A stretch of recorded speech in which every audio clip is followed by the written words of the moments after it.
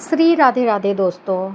आज मैं फिर आपके लिए राधा रानी की एक कहानी लेकर के आई हूँ जिसका टाइटल है राधा और तोते की कहानी। ये कहानी गुरुदेव श्री श्री रविशंकर की बहन भानु नरसिम्हन द्वारा लिखी गई है।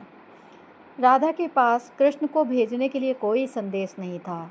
जब संदेश तो एक ही था तो उसकी क्या ज़रूरत थी। लेकिन छोटा हरा तोता बेसब्री से अपने पंख फड़फड़ा रहा था और अपनी उड़ान शुरू करने के लिए उत्सुक था। ऐसे कई तोते थे जो हर दिन कृष्ण के पास उड़ते थे, लेकिन जब वो राधा का संदेश लेकर जाता था तो उसे महत्वपूर्ण और ख़ास महसूस होता था। जाओ और उससे कहो कि आज मक्खन बहुत स्वादिष्ट है और उसका इंतज़ार कर रहा है, राधा ने कहा। उद्देश्य से भरा हुआ छोटा पक्षी उस दिशा में आकाश में उड़ गया जहाँ उसका दिल उसे खींच रहा था। संदेश सांसारिक थे, लेकिन ये कम से कम मायने रखता था।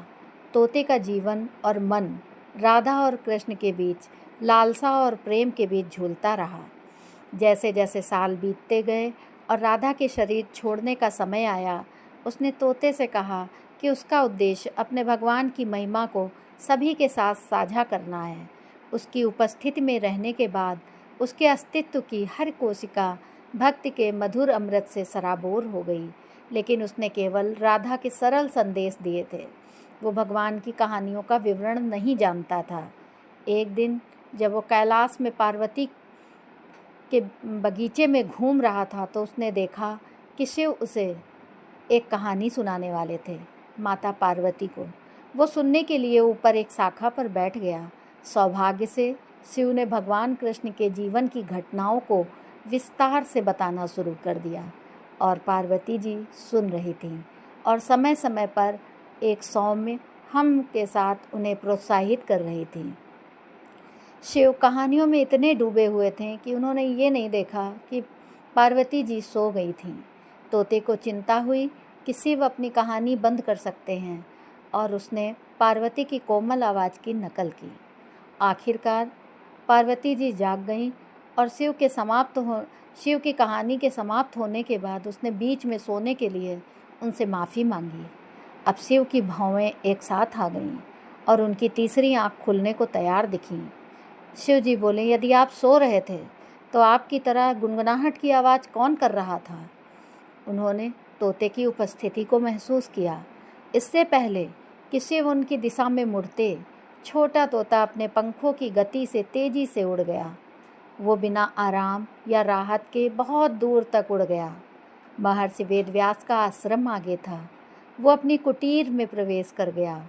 उनकी पत्नी वाटिका, आदरणीय ऋषि जाबाल की पुत्री, उसी क्षण जम्हाई ले रही थी। तुरंत तोता अपने सूक्ष्म रूप में उनके अंदर प्रवेश कर गया। व्यास ने देखा कि क्या हुआ। उन्होंने शिव को अपनी कुटीर की ओर आते देखा। उन्हें प्रणाम करने के लिए उठे। शिव ने कहा, मैं जिस तोते की तलाश कर रहा हूँ उसने आपके निवास में शरण ली है। महान ऋषिवर, उसने पार्वती की नकल करने का दुस्साहस किया है। व्यास ने अपनी दिव्य दृष्टि, अंतर्ज्ञानी आँख से सब कुछ देखा। हे प्रभु, क्या उस कोमल प्राणी को भगवान कृष्ण की मनमोहक कहानियों को सुनने की प्यास के लिए दोषी ठहराया जाना चाहिए? और वह भी जब आप स्वयं ही सबसे शुद्ध और सबसे शुभ तरीके से सुनाई गई हो। ऋषि के शब्दों को सुनकर शिव मुस्कराएं। इसके अलावा वो आपके कथन को सुनने के बाद अपने कर्मों के किसी भी बीज से मुक्त हो गया है। वह आप शुद्ध है और मन की विकृतियों से मुक्त है। उसे रहने दो हे महादेव। उसे आशीर्वाद दें कि वो आने वाले युग में मानवता के लिए भक्ति और ज्ञान की ये चिंगारी लाए। शिव जानते थे कि व्यास ने सच कहा था, क्योंकि तोते ने जो कुछ भी उनसे साझा किया था उसे बड़ी भक्ति और ईमानदारी से आत्मसात कर लिया था। उन्होंने तोते को आशीर्वाद दिया और वापस लौट गए। व्यास ने गहराई से सोचा और मन ही मन मुस्कुराए, क्योंकि उन्हें पता था कि शिव की सात्विक क्रोध सभी के लिए अत्यधिक लाभकारी होगा। तोता अपने सूक्ष्म रूप में वाटिका के गर्भ में 16 साल तक गहरी समाधि में रहा। उसने बाहर आने से इनकार कर दिया और व्यास से कहा कि वो अंदर शांत है। उसने कहा, जिस क्षण जीव संसार में आता है, मन राग द्वेष के बीच फंस जाता है। बुद्धि निर्णय और संदेह के बीच फंस जाती है। मैं यहाँ ठीक हूँ। हालांकि उसके लिए अपना उद्देश्य पूरा करने का समय आ गया था। व्यास ने उससे वादा किया कि वो माया के आवरण से अछूता रहेगा और उसे बाहर आने के लिए प्रोत्साहित किया। कहानी कहती है कि जैसे ही बच्चा पैदा हुआ वो तुरंत ही एक 16 वर्षीय बालक बन गया, जिसकी तेजस्विता अतुलनीय थी। उसका नाम सुक रखा गया। व्यास ने उसे वो सब सिखाया जो वो कर सकते थे और उसने आगे देवों के गुरु बृहस्पति से शिक्षा ली। बालक ने पानी में स्पंज की तरह सहजता से ज्ञान को आत्मसात कर लिया। इतना कुछ सीखने के बावजूद भी वह अभी भी अधूरा महसूस करता था। व्यास ने उसे राजा जनक के पास जाकर अपना गुरु बनाने और आत्मज्ञान प्रदान करने के लिए कहा। 7 दिनों तक वह महल के द्वार पर पूरी तरह से अनदेखा होकर प्रतीक्षा करता रहा। वह अविचलित और तेजस्वी खड़ा रहा। फिर उसका बहुत धूमधाम से स्वागत किया गया और 7 दिनों तक उसे इंद्रियों के सभी सुख प्रदान किए गए। वो अविचल रहा। सुख को इतना केंद्रित देखकर जनक प्रसन्न हुए और उन्होंने इस युवा बालक को ब्रह्म का सर्वोच्च ज्ञान प्रदान किया। सुख हजारों सूर्यों की चमक से चमकते थे। उनकी उपस्थिति ही इतनी कोमल, प्रेमपूर्ण, मनभावन और दिव्य थी। जब सही समय आया तब राजा परीक्षित ने उन्हें अपनी सभा में श्रीमद्भागवत कथा सुनाने के लिए बुलाया। दयालु महादेव की पूजा करने के बाद उन्होंने अपनी कथा शुरू की। लेकिन जब भी कहानी में राधा का जिक्र होता तो वे उसका नाम नहीं ले पाते।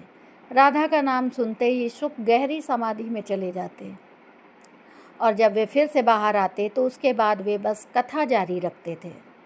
और इसलिए ऐसा कहा जाता है कि श्रीमद्भागवत में राधा जी का कोई उल्लेख ही नहीं है। गुरुदेव जी कहते हैं, राधा शब्द का अर्थ ही अपने स्रोत की ओर लौटना। इसमें कोई आश्चर्य की बात नहीं कि राधा के विचार मात्र से ही सुख के मन में गहरी अनुभूति हुई। गुरुदेव आगे कहते हैं, धारा का अर्थ है वो जो स्रोत से आती है, जबकि राधा का अर्थ है वो जो स्रोत में वापस जाती है। जब तक हम स्रोत तक नहीं जाते हम भगवान कृष्ण का अनुभव नहीं कर सकते।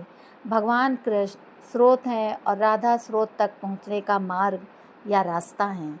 चाहे आप रुक्मणी हो या सत्यभामा, जब तक आप राधा नहीं बन जाते, जब तक आप स्रोत पर वापस नहीं लौटते, आप भगवान कृष्ण को नहीं प्राप्त कर सकते।